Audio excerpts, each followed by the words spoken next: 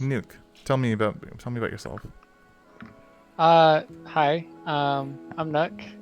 You can call me Eris or whatever.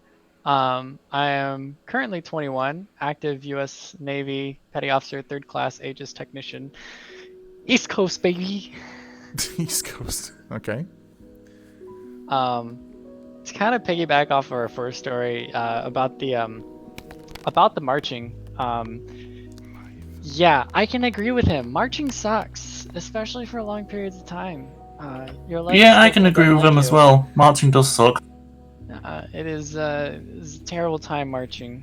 I can live my whole life without ever marching again, honestly.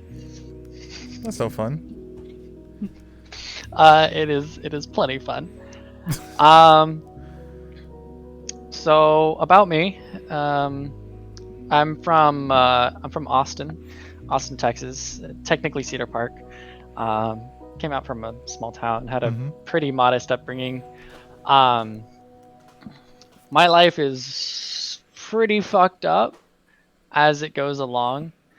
Um, So I guess the best place to really start this off is how I got here and how I was able to kind of transform from this person who was really living in kind of a who was living but wasn't living life, essentially.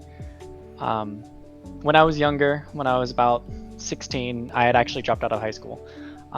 And this is due to a series of circumstances. My parents are divorced. There was fights in between, all sorts of things happening, and then just freshman year just collapsed. I shut down. I didn't talk to anyone. I really didn't do anything. I was by myself. I delved into the internet, and it was my escape for the most part, from the chaos that my family had really grown. Hmm. Um, and as I was going from job to job, I had a moment of clarity one night where I was just like, I need to go back. I need to go to high school. I'm not gonna go anywhere. My sister and my brother have been in and out of juvie and jail, and it's not looking good for me. You know, coming from poor family, living with grandparents, with my parents, with me, it was kind of a nightmare. Um, and so I tried going back to high school and I couldn't. So I went to the next best thing, and I went up to a Navy recruiter and I said, "Hey, I want to enlist. How do I start?" And they gave me the prerequisites, and they're saying, "Well, you need a high school diploma." And I was like, "I don't have one." They're like, "You can get a GED." It's like, "Okay, I'll go get a GED." So I spent the next 2 years going from job to job to pay for the classes, to pay to go take the tests. And each time I took a test, I passed it, which I was very grateful for. 2 years later, I uh, I went back, and they told me, "Well, you're underweight. You're 5'10". You're 90 pounds. We can't accept you unless you get more weight." So for the next 6 months, I tried gaining weight, and everything I did just didn't work. I didn't have enough money to buy good food. I didn't have a good, healthy lifestyle in the first place. I had a really fast metabolism. It wasn't very easy for me. So I just kept bouncing from job to job to job until one day I started doing sales, and I was talking to my dad. My dad sat me down, and he's like, "I got to give this to you straight. It's not working." And I knew it wasn't working.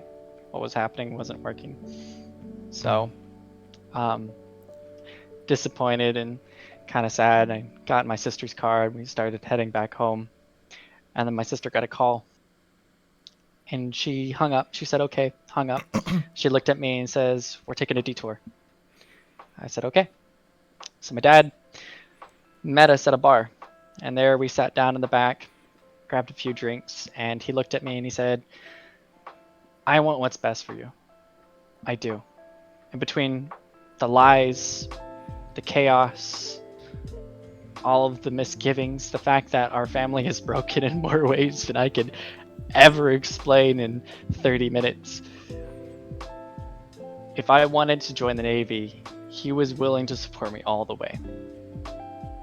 So he offered me to stay with him for a few months to get me on my feet, to get me in shape. So I did. I accepted. No. 2 weeks later, I was living with my dad, and it was It was like night and day, honestly. I had gone from a household that was crowded with people where we could barely afford food, and I went to this nice house with dogs and people who cared about me and asked me every day, how's your day? How are you doing? And it was something that had never crossed my mind, something so little, something just so insignificant. Asking how your day is was something I had forgotten the feeling together all. And over the next 4 months, I had gained 50 pounds between protein shakes and running every day to get my cardio up, working out. It was the best time of my life. And eventually, time came, and I left home.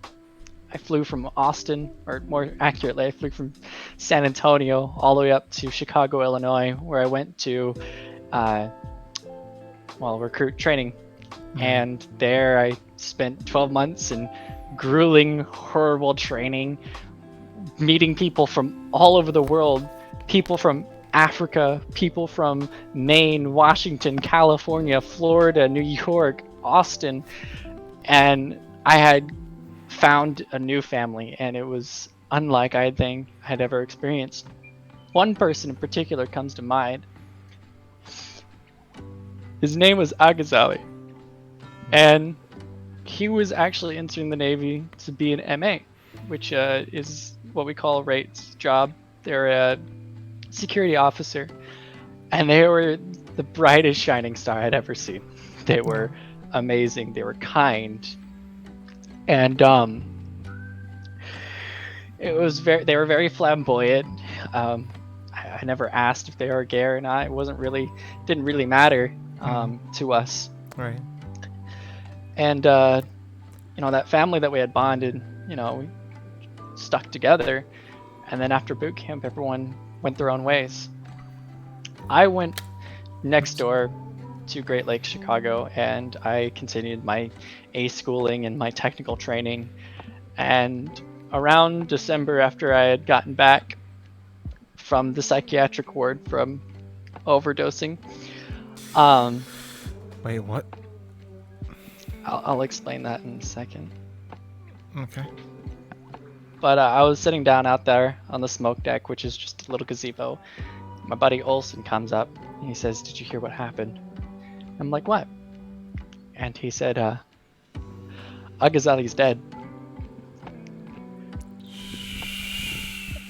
And I looked at him and I said, "What do you mean?" And he said he killed himself. He was an MA out in San Francisco and he killed himself. And it was one of the hardest things I had ever heard, especially after my own experience. And what led to me going to the psychiatric ward was a conversation that I had with my mother. I had found out that she had lied to me for 16 years of my life. The reason my parents divorced is because of this huge allegation that my sister imposed on my dad, that my dad had sexually assaulted her. And I come to find out that my mom knew my sister was lying. The investigator knew my sister was lying, and she still went with it. And that all the lies that proceeded afterwards were just a downfall. The lies that she said about my dad, the chaos that was created because of it. Our family was destroyed because she decided to lie. And then I found out my dog only had 6 months to live. His name was Theo. Jesus. And he recently passed away. I'm sorry to hear And that. on top of all of this, the environment I was in was very stressful. And I was still in the Navy, closeted transgender. And I only recently learned that Trump had successfully banned transgenders from serving in the military.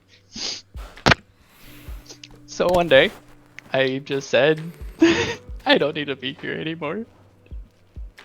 I don't need to live anymore. I'm just a nuisance on people.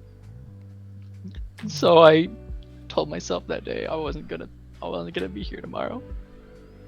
And so that night I had overdosed on everything I had. And I woke up the next morning and I was in excruciating pain. And I told my roommate thought I was trying to show him some stupid memes, so he ignored me. And it wasn't until my buddy Wilson came and he said, "What's wrong?" And I said, "I had overdosed."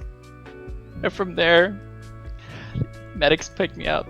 I went to the psychiatric ward. And it was single-handedly the moment where I stopped living life and started living in life. And I know it sounds weird and it's vague, but all my life I had lived to the point where I was experiencing it, where it was just there and I was there too and nothing was happening. I wasn't experiencing things. I wasn't taking in the emotions or observing the world. I was just doing what was required to get to the next day, to the next step, to the next hour.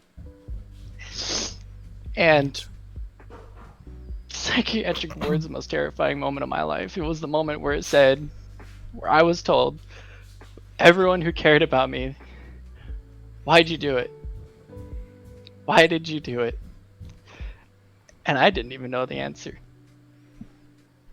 So I had to self-reflect a lot. I had 4 days where I wasn't even allowed, I wasn't trusted with a pencil, I wasn't trusted with paper, I wasn't trusted with my own safety. I couldn't even make my bed because they'd tear it up thinking I'd hidden something. And in that time, I realized I don't want to die. I want to be here. I want to do this job. It's the coolest job in the world. So I got help. I saw counseling. I spoke to a therapist. I fought to stay in the Navy.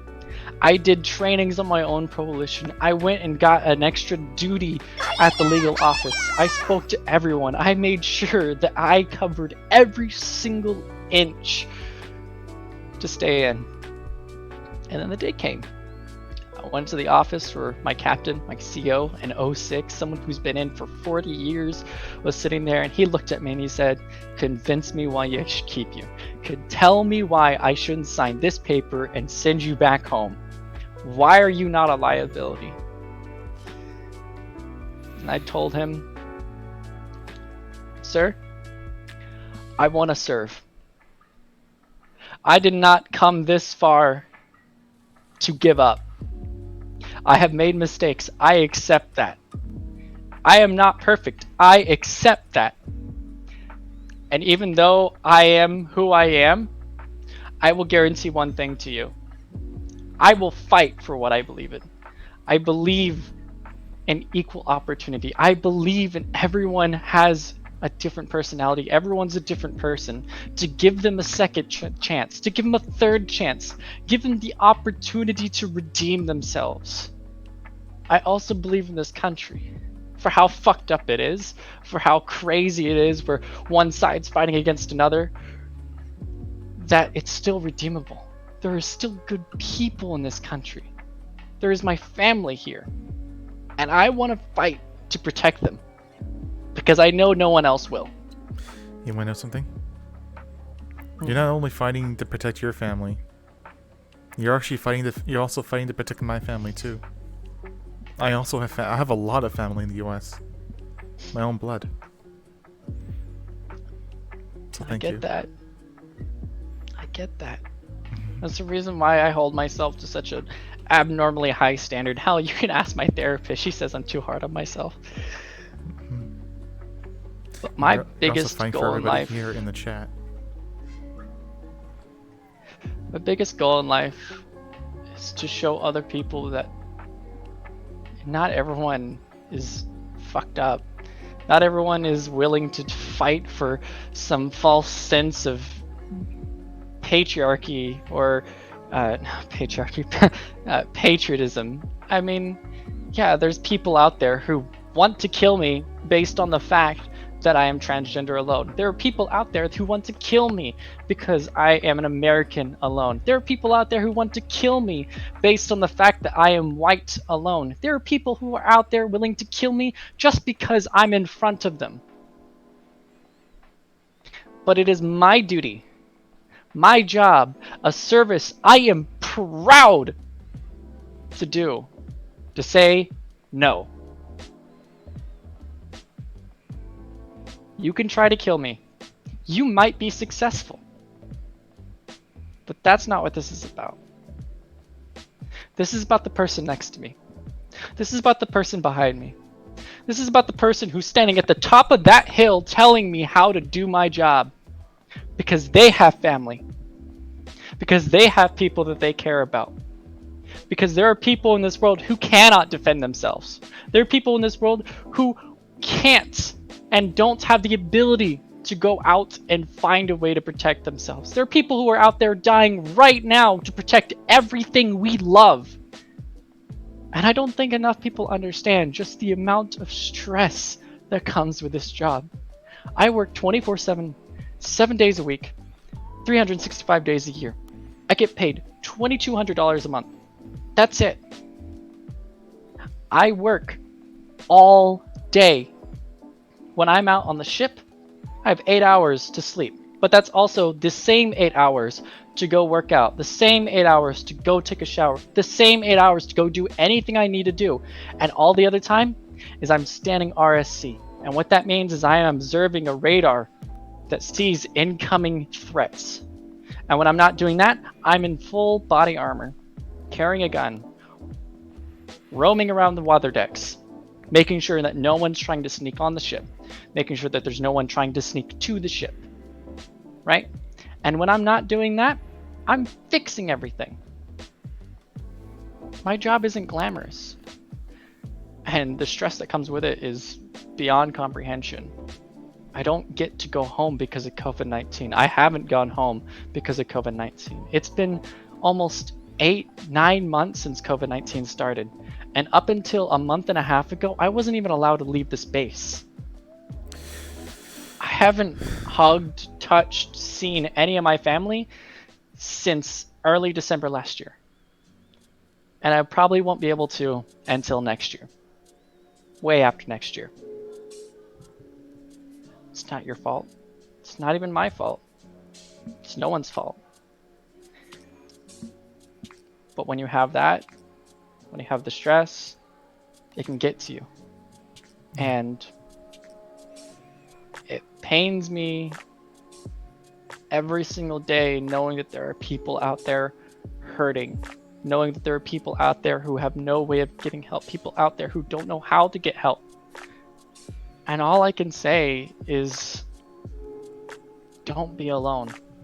Even if it's the stranger next door, there's friends to find. If you hate them, sure, go to the door after that.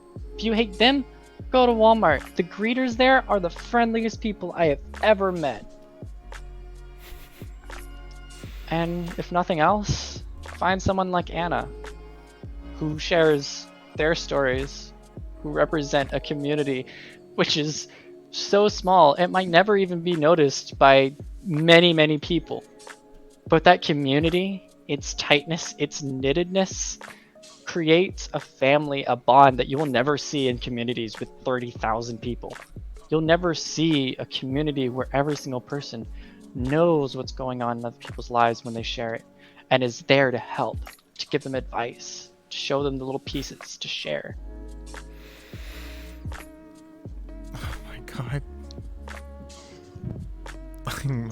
I'm about to cry. Please don't cry. I'm about to cry. Oh my god, honey. Sorry, I'm not in full B. My headset's dead. No, it's okay. Thank you so much. Nook, I've only got two things to say. First one, even though I'm not in the same country, thank you for your service. And Likewise. second one, I absolutely feel sorry for you. And no Don't. one ever should go through that. Don't feel sorry for me. It was my choice to stay in. It was my choice to continue doing this. It's not that I don't want to be here anymore. It's the fact that I fought to be here. It's a privilege to be here to me. being able to be the person who's responsible for watching those incoming missiles or the incoming air threats, it means that no one else can fuck this job up. I'm doing it. I know I won't fuck this up. And that matters to me. You want to know what's irony? You're not just fighting for your families. You're not just fighting for Anna. You're not just fighting for everyone. You are fighting for the transgenders of the military. Talking about that, I have Yes. met, and if there's anyone out there who is active duty, who is transgender, and you don't know your resources, there is a Facebook group called Sparta, right? SPART asterisk A. Hayden, would you They're- mind linking into my chat? They are an when active I- duty when I find Facebook it. group for transgender individuals. It's got thousands of people in there with resources for every single branch of the military. If you need help, someone to support on, or you want to know your resources, that's the place to go. All right. For those who are out there, if you see somebody who needs help, who are like us, who are in the military, whether Canadian military, U.S. military, doesn't matter. I'm not sure if this link is only for the U.S. military, but please send them this link. Try and help, because honestly, as a fellow, I know how hard it is, and I know that out there, people are not accepting, especially in the U.S. military. Jesus. So, Nook, I gotta say this. Even though I don't live in the U.S., I still have a lot of family in the U.S. So I will say this on behalf of them. Thank you so much for your service out there in the field. I know it's scary. Also, chat, I post it in links as well as it's also pinned in links. Yes. So it's always there. Lay the links in my server. Links chat in my server. But yeah, thank you so much for your service, and I hope you stay safe, honestly. And you come back to your family. Make sure you always come back to your family. Not only your family, but your friends too. Always come back. Because you are loved. And you know that, obviously. Cheers to that. Cheers. I've got alcohol, so. I don't got alcohol. But I'll cheers with my hands. Here. Cheers. Hey. Hey. Oh, Lord. Anyways, guys. Is there something you would like to say to them before? If there's a way to live life, it's not just by observing it. It's by taking in the small details. The grass, insects, birds, the sky. From dusk to dawn, there are small miracles happening all around us. You don't need to be religious. Personally, I'm Buddhist, but it doesn't matter. There is miracles happening everywhere. And if you know how to find them, the world is beautiful.